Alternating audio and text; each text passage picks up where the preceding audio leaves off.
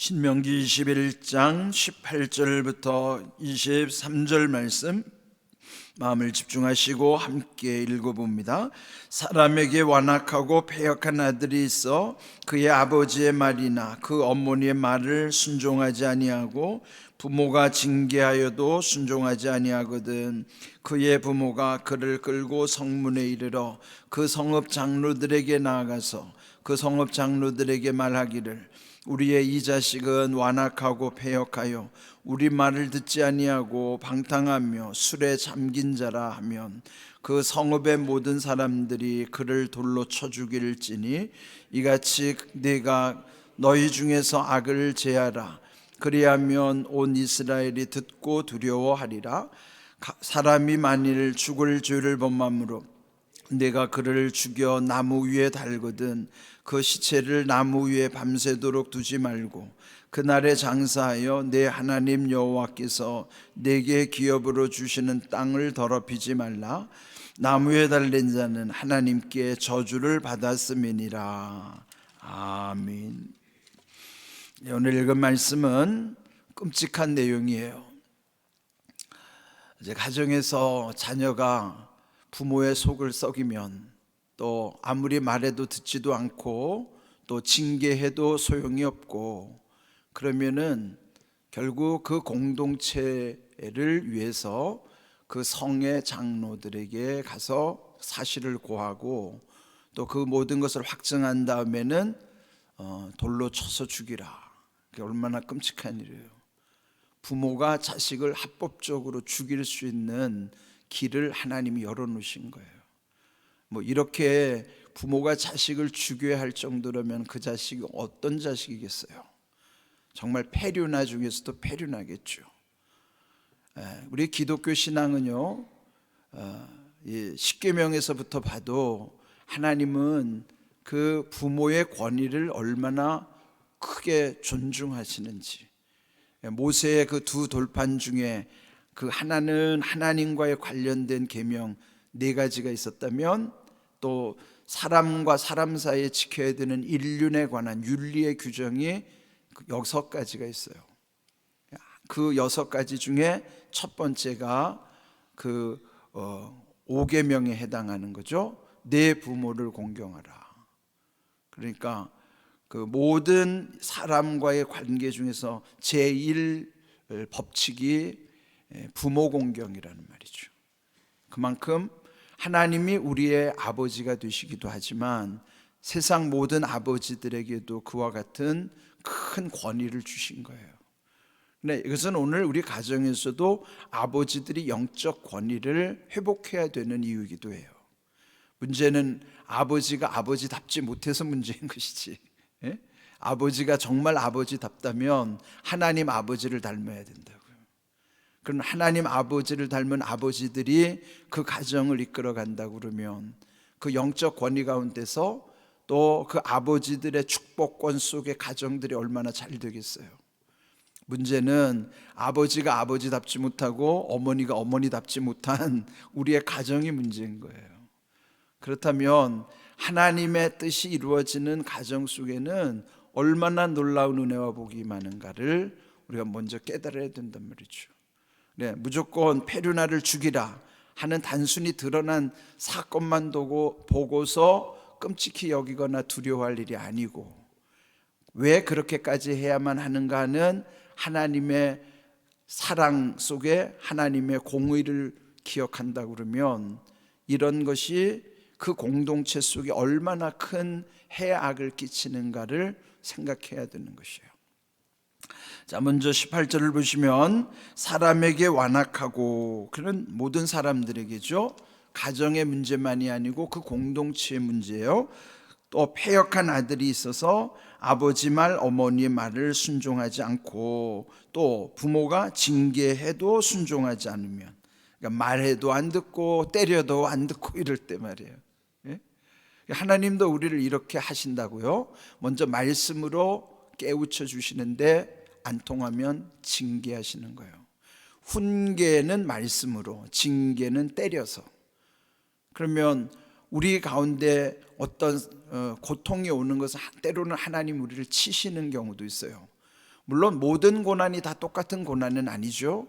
고난에도 여러 유형이 있는데 그 중에 한 유형은 이렇게 하나님의 징계의 방법으로 오는 고난도 있다는 거예요. 모든 걸 다 똑같이 여기면 안 되고 그 모든 것들을 잘 분별할 수 있는 지혜가 필요합니다. 그래서 말씀을 깨달아야 되고 기도를 해야만 말씀과 기도 가운데서 하나님이 지혜도 부어주셔서 그걸 잘 분별할 수 있도록 하시고 또 우리가 못하는 것도 능력을 입혀주셔야만 감당할 수 있는 거예요. 사람은 한없이 어리석고 미련할 수밖에 없고요, 또 한없이 연약하고 한없이 부족한 거예요. 그래서 우리는 끊임없이 하나님의 지혜와 하나님의 능력으로 살 수밖에 없는 것이죠. 그래서 우리가 늘 기도하는 거예요. 오늘 주신 이 말씀 속에도 그 가정에서 일어나는 일이지만은 그 모든 일은 결국 하나님과 연관되어 있다는 거예요. 그러면 가정과 사회와 하나님의 나라는 분리되지 않아요. 하나님의 뜻이 하나님의 나라 속에 이루어지려면은 이런 모든 가정과 사회, 그 공동체와 다 연결되어 있다는 것. 그러면서 여기 19절, 만일 부모가 그 페류나를 끌고, 이제 마지막 방편이에요. 이게 해도 안 될 때, 이제 더 이상 이 자식을 그냥 둬서는 안 되겠다. 그리고 판단이 되면은 성문으로 데리고 가서 그 성읍 장로들, 그 성의 지도자들이죠, 그 지도자들에게 가서 말하기를 우리의 이 자식이 완악하고 패역하여 우리 말을 듣지 아니하고 방탕하며 술에 잠긴 자라. 사실대로 직고하라는 거예요. 직접 가서 고하라는 거죠. 이 정도면은 완전 폐륜하고, 또 우리가 흔히 쓰는 말 중에 인간 말종이란 말이죠. 인간 쓰레기. 사실은 사람에게 그 정도 말을 쓰면 안 되죠. 그러면은 뭐 더 이상 어떤 해결이 또 가능성이 없을 때 이게 마지막이라고요. 그러면은 그 자식을 그렇게까지 해야 되는 부모는 오죽하겠어요? 그런데 이것도 하나님의 뜻을 우선할 때 정말 마지막 수단으로 그렇게 하는 것입니다. 그럴 때 21절, 그 성읍의 모든 사람들이 그를 돌로 쳐 죽일지니. 이게 공개 처형이라고요. 공산주의에서 공개 재판에서 공개 처형하는 이런 거 다 성경에서 배우다가 악용하는 소지가 있는 것이지만은, 그러나 이렇게까지 할 때는 얼마나 엄격한 과정들을 거치겠어요. 심사숙고하고 엄격한 과정 중에서 마지막 그 공동체에 더 이상 둬서는 그 공동체에 해가 되기 때문에, 결국 그렇게 하는 하나님의 뜻은 뭐냐? 그 성읍 모든 사람들이 거기에 참여해야 돼요. 그럼 돌을 들고 쳐 죽이는 사람, 그건 합법적 살인이거든요. 한번 생각해 보세요. 우리가 그 시대에 안 살기를 감사해야 돼요. 만약에 그 시대에 내가 돌에 맞아 죽을 수도 있지만 내가 사람을 죽여야 하는 입장이라고 생각해요. 그건 하나님이 허락하신 거니까. 얼마나 끔찍합니까? 그게 율법의 요구예요. 그러니까 오늘날도 율법의 요구 속에 사는 사람들은 사람이 잔인하다고요. 거기는요 긍휼이 없어요. 그러니까 우리가 이 율법의 마침표를 찍고 주님의 십자가의 보혈 속에 은혜 안에 산다는 게 얼마나 감사해요. 그런데 여기 왜 그렇게 하라고 했는가? 이같이 네가 너희 중에서 악을 제하라. 하나님의 뜻은 그 공동체 안에서 악을 제하라는 거예요. 그렇게 할 때 온 이스라엘 그 믿음의 공동체들이 그것을 보는 거죠. 그 사실을 듣고 그들 모두가 두려워하는 거예요. 그는 뭐죠? 그렇게 교훈을 삼는 거예요. 그 사건을 준엄하게 처리해야 그런 사건들이 다시 일어나지 않도록 하는 거예요. 하나님이 얼마나 철저하신가. 때로는 하나님은요 살게도 하시지만 죽게도 하신다고요. 하나님은 우리에게 복을 주시기도 하지만 저주도 하시는 거예요. 그래서 우리가 하나님 두려워하는 거예요. 근데 하나님이 우리처럼 그렇게 함부로 사사롭게 하지 않아요. 우리나라에도 보면 사형제도가 있죠. 그런데 마지막 사형을 집행한 것이 제가 검색해 봤더니 1997년 12월 30일 23명을 사형 언도 내린 다음에 사형시킨 다음에 지금 25년 이상 국가에는 사형 언도를 받은 사람들을 한 번도 사형을 집행하지 않았어요. 그 까닭은 뭐 국제 인권단체 엠네스티에서 늘 그 국가의 인권 상황을 발표하는데 우리나라도 실질적으로는 사형 폐지 국가로 인정을 해주는 거예요. 그만큼 인권을 존중한다는 거죠. 그런데 요즘 보면은 극악무도한 일들이 많다 보니까 그거 사형 집행해야 된다, 이런 여론이 60% 이상 넘는 거예요. 그만큼 우리 사회가 너무 힘들어지게 된 거죠. 그런데 왜 함부로 사람을 죽일 수 없는가? 여기도요, 뭐 몇 년 전에도 보면은 그 살인 언도를 받은 사람 중에 무죄로 판명되는 경우도 이따금 있어요. 그만큼 사람이 재판을 온전히 못한다는 거죠. 그러니까 단 한 사람의 실수도 있으면 안 되니까, 그래서 함부로 못 죽이는 것이고, 또 정권을 가진 사람은 어떻게든지 자기와 정적을 제거하기 위해서 그런 식으로 사람을 죽일 구실을 만들기 때문에 그런 피해를 방지하기 위해서도 함부로 사람을 사형하지 못하도록 지금 우리나라는 그 정도까지 왔어요. 그러니까 인권을 그만큼 중시하는 것은 좋은데 그걸 악용하는 게 문제라고요. 에이, 어차피 나면 사람 죽여도 어차피 이 나라에서는 사형 안 시키니까 그 사람이 더 악해지는 거죠. 이런 모든 것이 우리 인생이 얼마나 악한가, 이런 걸 우리가 돌아보지만은, 그러나 사형제도 자체가 비성경적인 건 아니에요. 사형제도는 성경에 있는 거예요 지금. 그런데 우리가 함부로 못하는 것이기는 하죠. 자, 또 하나 22절 23절에 보면은 만일 죽을 죄를 범해서 이제 사람을 죽였어요.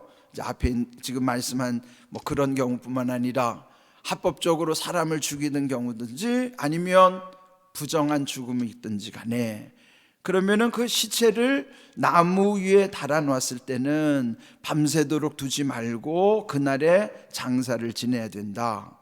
왜냐하면 하나님이 주신 그 거룩한 땅을 더럽혀서는 안 되기 때문에. 하나님이 얼마나 세심하세요. 부정한 죽음으로 인해서 땅도 더럽히지 않도록 하라는 거예요. 그날 유효기간이 지나지 않도록 그날에 그 시체를 다 장사 지내라는 거예요. 그 까닭 마지막에 중요한 말씀을 하세요. 나무에 달린 자는 하나님께 저주를 받았습니다.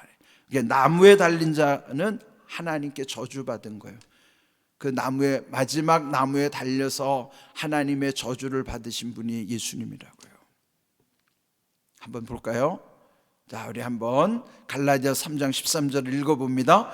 그리스도께서 우리를 위하여 저주를 받은 바 되사 율법의 저주에서 우리를 속량하셨으니 기록된 바 나무에 달린 자마다 저주 아래 있는 자라 하였습니다. 예수님이 왜 나무에 달리셨는가? 십자가가 나무예요. 이 나무는 십자가라고요. 예수님이 왜 십자가에 이 나무에 달리셨는가? 우리 인생의 저주를 대신 받으신 거예요. 그분이 저주 받으셨기 때문에 우리의 저주가 떠난 거예요. 그 저주가 나한테 있으면 내 일이 안 되지만 결국 그 저주로 인해 지옥 갈 수밖에 없어요. 그런데 예수님이 십자가에서 죽으셨고 저주를 받으셨기 때문에 예수님과 내가 합할 때, 요한복음 15장 5절도 보면은 그 포도나무의 비유를 말씀해. 나는 포도나무, 너희는 가지락이 붙어 있다는 거예요. 그래서 그가 내 안에 있고 내가 그 안에 있어야 열매를 많이 맺는다고 그러는데, 이게 연결의 원리가 왜 중요할까요? 예수님과 내가 만나는 순간에 예수님 죄 없으신 분이고 난 죄인이에요. 그런데 하나가 됐어요. 그러면 나의 죄가 다 흘러 들어가지만 주님의 죄 없으시면 내게로 흘러 들어오는 거예요. 맞바꾸는 거예요. 그래서 나를 의롭다고 여겨주시는 것이고 나의 저주가 그 안으로 다 흘러 들어간 거예요. 그래서 예수님이 십자가에서 나 대신에 저주를 당하셨단 말이에요. 우리의 모든 저주가 그 십자가 속에 있어요. 오늘도 여러분 교회 오면 십자가를 바라보죠. 이 십자가에 보면 여러분의 저주가 다 들어가 있다고요. 그거를 기억하라는 거예요. 이거는 이 자체가 능력이라 생각하면 이게 우상이고, 십자가를 우상으로 바라보는 게 아니고, 십자가를 상징이니까 그 십자가를 볼 때마다, 여러분의 부모님 사진을 볼 때마다 그 사진이 부모님은 아니잖아요. 이미지일 뿐이지. 이것도 이미지라고요. 그러나 그 이미지를 통해서 이미지 속에 들어있는 메시지를 읽는 것처럼 우리는 이 십자가를 통해서 원래 오리지널 십자가, 예수님의 십자가를 기억하는 거예요. 왜? 그 속에 내 저주가 있기 때문이에요. 그러니까 이걸 볼 때마다 십자가는 아름다운 게 아닙니다. 십자가는 저주예요. 내 저주가 저 십자가 안에 있다고요. 주님의 십자가 속에는 내 저주가 그 속에 들어있단 말이에요. 그래서 내가 저주가 그 속에 흘러 들어가기 때문에 내가 더 이상 저주받지 않는 거예요. 그 사실을 믿지 않는 사람은 아직도 저주의 공포 속에 살아간다고요. 은혜는 그걸 내가 믿고 인정할 때 그런 모든 것이 내게 효력이 있는 거라고. 근데 믿음을 여러분 인정하지 않으면 아무 효력도 없어요. 잘 생각해 보세요. 여러분 믿는다고 말만 하지 인정해요? 인정하면 그렇게 살아야 돼요. 인정도 안 하면서 인정하는 척 하지 마십시오. 그거 역겨운 거예요. 역겹다는 게 뭐죠? 토해내고 싶다는 거예요. 주님이 왜 우리를 토해내고 싶다고 하는가? 믿지도 않으면서, 인정하지도 않으면서 말로만 믿는다고 하는 것, 그게 가짜 신앙이라고요.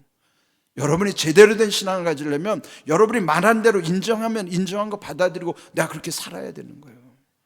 그럴 때 효력이 내게 있는 거예요.